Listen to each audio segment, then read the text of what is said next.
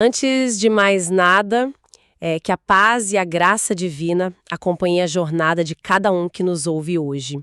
Que esse dia seja incrivelmente abençoado, cheio de luz e propósito para todas as pessoas que estão nos acompanhando em mais esse nosso mergulho profundo. E olha, hoje nós temos um material bem denso. Bem denso mesmo.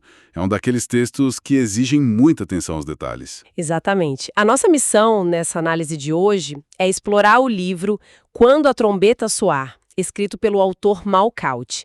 E a gente vai focar especificamente no capítulo que destrincha os principais termos e aquelas passagens do Novo Testamento que fundamentam a visão de um arrebatamento pré-tribulacional. Vale ressaltar para quem nos ouve que o nosso papel aqui não é defender um lado ou outro. Nós estamos aqui como guias analíticos, sabe? O objetivo é examinar os argumentos e as evidências linguísticas que o Caut apresenta no livro. Com certeza.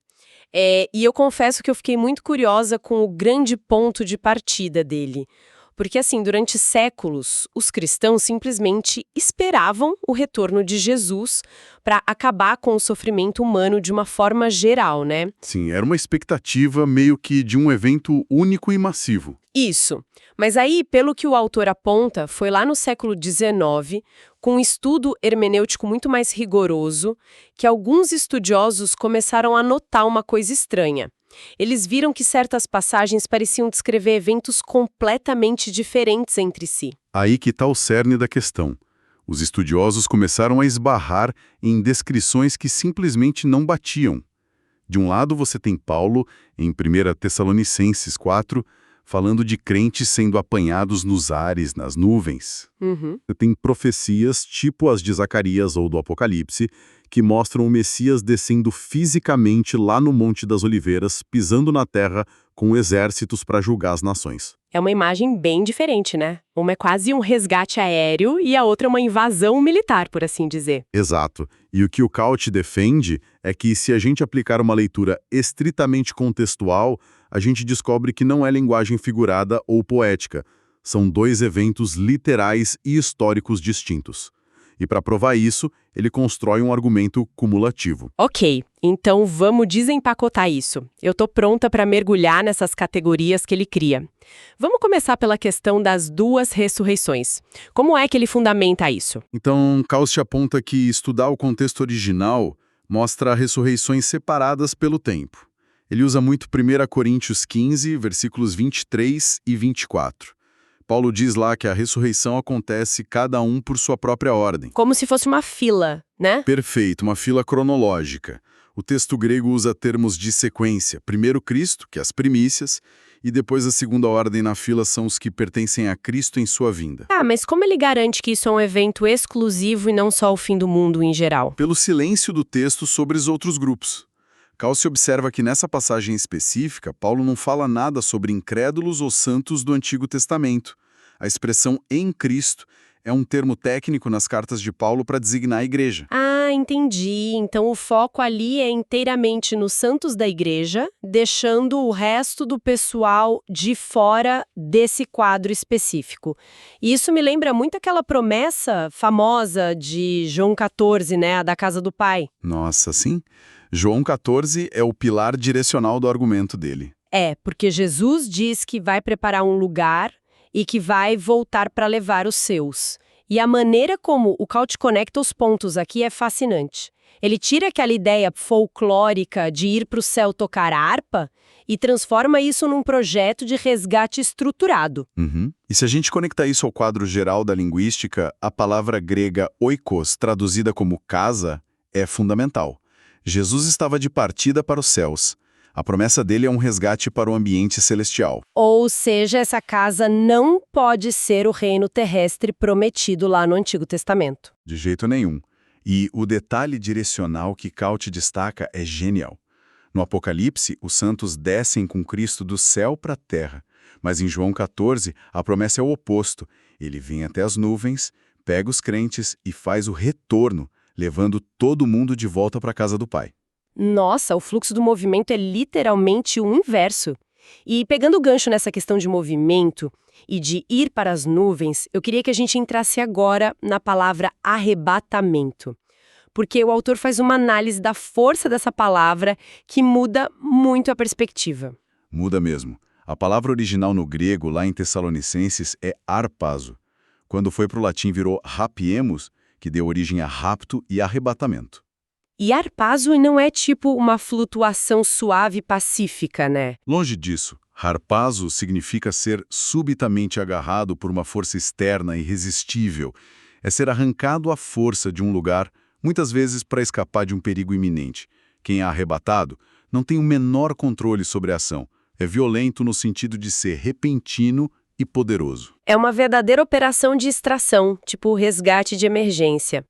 Mas e o ponto de encontro? Porque o texto fala de um encontro nos ares. E aqui foi meu momento de tipo, uau, quando eu li o livro. O termo apontanzin. Isso. Explica para quem nos ouve o pano de fundo dessa palavra grega, porque é sensacional. É fascinante.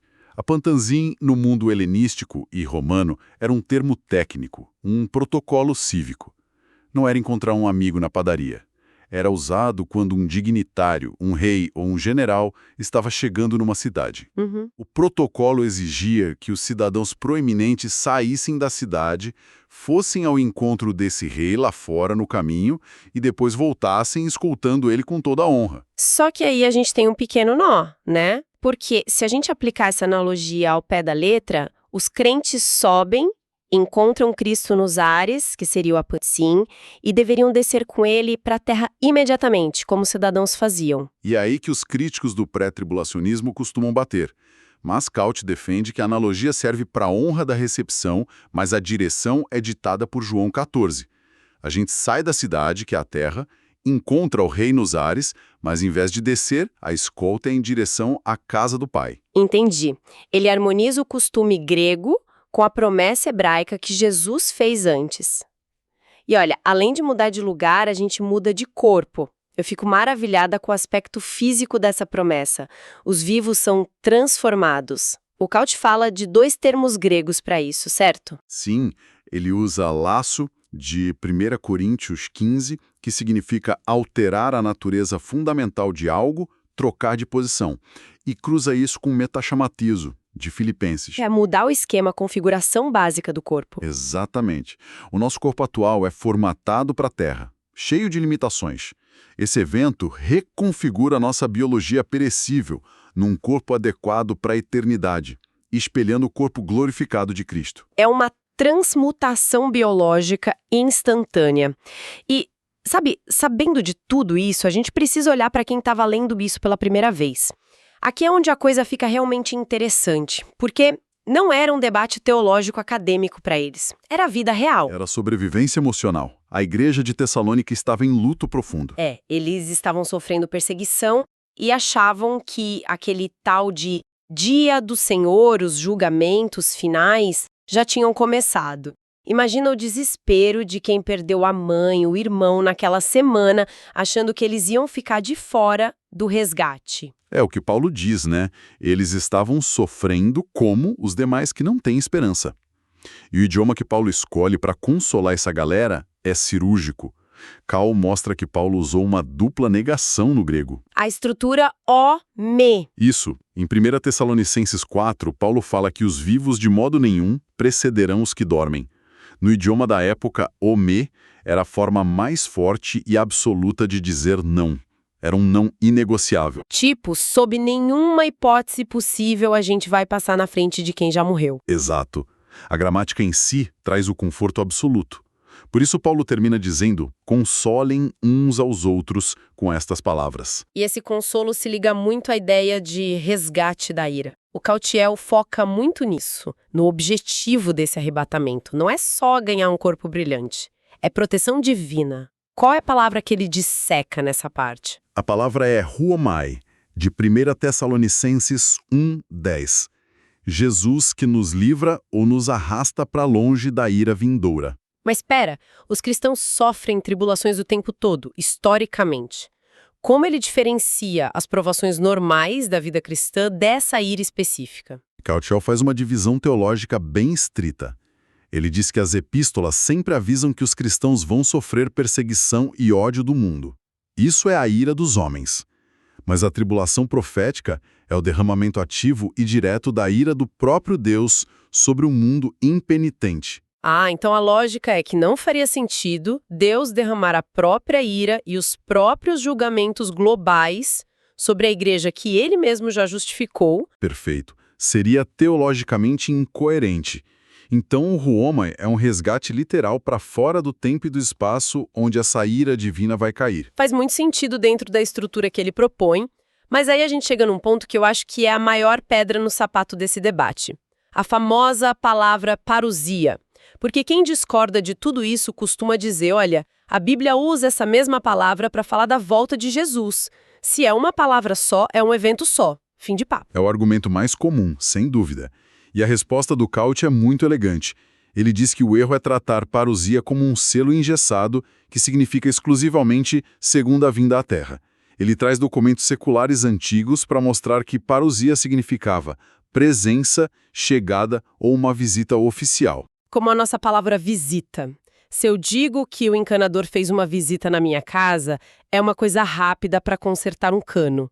Se o presidente de um país faz uma visita diplomática, ele muda a política internacional. A palavra visita não define o que acontece, o contexto ao redor é que define. Exemplo perfeito. E Calvete diz exatamente isso. Quando a palavra parousia aparece num texto onde Cristo desce com os santos para lutar e julgar o mundo, o contexto grita que é a segunda vinda. Mas quando a parousia é um chamado nas nuvens para levar os santos para a casa do Pai, a natureza da visita é outra. O contexto manda na palavra, não ao contrário. E ele também fala muito sobre os pronomes, não é? O autor lista passagens onde Paulo usa constantemente o pronome nós, os vivos. E isso é a chave da iminência. Eles achavam que ia acontecer com eles, naquela geração. Iminência significa que pode acontecer agora. Não precisa de um roteiro de coisas para acontecer antes. Exato, nenhum pré-requisito profético. O Cauchy cita Tiago 5, onde diz que o juiz está à porta. A imagem é de alguém que já chegou e está com a mão na maçaneta. A qualquer fração de segundo a trombeta pode soar. Mas aí eu te pergunto, levando isso para a vida real, porque uma crítica gigantesca a essa visão é que ela gera escapismo. As pessoas dizem que se a gente acredita que vai ser ejetado do mundo a qualquer momento, por que a gente se importaria em ser gente boa, ajudar o próximo ou melhorar a sociedade? Tipo, o navio tá afundando mesmo, não vou lustrar o conversa. E é super compreensível pensar assim. Mas o Cauchy demonstra com as fontes que a Igreja Apostólica fazia o caminho inverso dessa lógica. Longe de ser incentivo para relaxar moralmente, a iminência era o maior motor de ética deles. O próprio apóstolo João diz que quem tem essa esperança purifica a si mesmo, né? Exatamente. Pensa comigo, se o juiz máximo pode chegar a qualquer instante, a reação natural não é a apatia, é a vigilância. Paulo usava essa esperança para pedir que eles fossem sóbrios e santos. A expectativa gera santidade, não fuga. É aquela ideia de, opa, o chefe pode entrar na sala agora, é melhor eu estar trabalhando direito. Só que num nível espiritual muito mais profundo e transformador. Com certeza. Era um purificador de caráter diário. E isso amarra muito bem o nosso resumo de hoje. Pelo que a gente viu, o autor Malcauti reuniu 11 categorias de fatores comuns em todas essas passagens. E juntas elas não são só ideias isoladas, elas formam uma teia inegável. Uma teia cumulativa, exatamente. Isso, a gente passou pela ressurreição exclusiva, a transformação radical do corpo, o retorno direcional para o céu, o idioma intenso do conforto, esse livramento cirúrgico da ira e o encontro face a face com o Senhor nos ares. Para ele, tudo isso aponta para um evento muito específico. E o grande mérito do material dele é que ele não tira isso de especulações modernas. Ele tenta resgatar a forma exata como a gramática original e a cultura da época entendiam essas promessas. Com certeza. E para fechar essa nossa conversa que foi riquíssima, eu queria te pedir um pensamento final, uma provocação para quem nos ouve levar para o resto do dia. Considerando toda essa expectativa literal que a igreja primitiva tinha, como a gente traduz isso para hoje? Olha, o que eu deixaria para reflexão é o seguinte. O livro mostra que os primeiros cristãos acordavam todos os dias com a expectativa literal e palpável de que poderiam ser tirados desse mundo a qualquer fração de segundo. Eles viviam com essa urgência. Como seria se nós, hoje, aplicássemos esse exato nível de antecipação à nossa rotina? Nossa, é uma mudança de paradigma. Totalmente. Como essa urgência divina alteraria o peso que nós damos aos nossos problemas cotidianos? Será que a gente não ia se estressar bem menos com discussões vazias ou com o nosso apego a coisas materiais e passageiras? Se o encontro for iminente de verdade, a bagagem que a gente insiste em carregar perde o sentido muito rápido. Uma provocação excelente. Coloca os nossos pequenos dramas diários numa perspectiva completamente diferente. E com essa reflexão poderosa, a gente chega ao fim da análise de hoje, mas a exploração não para por aqui. Teremos um novo episódio desse mesmo livro em breve. Estarei aqui pronto para a gente continuar desempacotando tudo isso. Maravilha! Agradecemos demais a companhia e a paciência de cada pessoa que esteve conosco, prestando atenção nesses detalhes gramaticais históricos tão importantes. Deus abençoe todos os ouvintes.